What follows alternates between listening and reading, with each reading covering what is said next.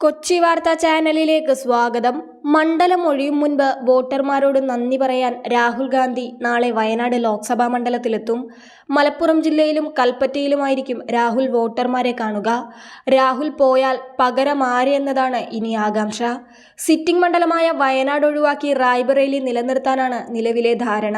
ഉത്തർപ്രദേശിലെ രാഷ്ട്രീയ കാലാവസ്ഥ മാറിയതിനാൽ അത് മുതലെടുക്കുവാൻ രാഹുലിന്റെ സാന്നിധ്യം യുപിയിൽ വേണമെന്നാണ് പാർട്ടി പക്ഷം. രാഷ്ട്രീയ ശരി റായ്ബറേലി എന്നാണ് ഇന്ത്യ മുന്നണി വിലയിരുത്തൽ.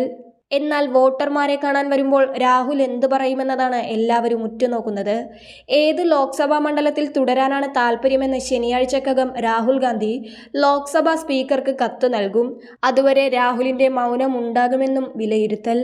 വയനാട് മണ്ഡലത്തിൽ നിന്ന് UDF പ്രതിനിധി സംഘം ദില്ലിയിലെത്തി മണ്ഡലം ഒഴിയരുതെന്ന് അറിയിച്ചിട്ടുണ്ട്.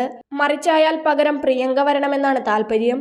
സംസ്ഥാന നേതാക്കൾ നിന്നാൽ പടലപ്പിണക്കവും കാലുവാരലും ഫലത്തെ സ്വാധീനിക്കുമെന്നാണ് KPCCക്ക് പേടി. പ്രിയങ്കയും നോ പറഞ്ഞാൽ കെ മുരളീധരന് നറുക്കു വീണേക്കും.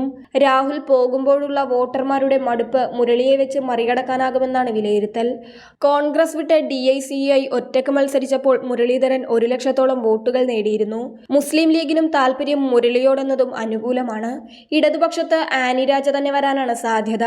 അതേസമയം NDA ആരെ നിർത്തുമെന്നതും കാത്തിരുന്നു കാണണം.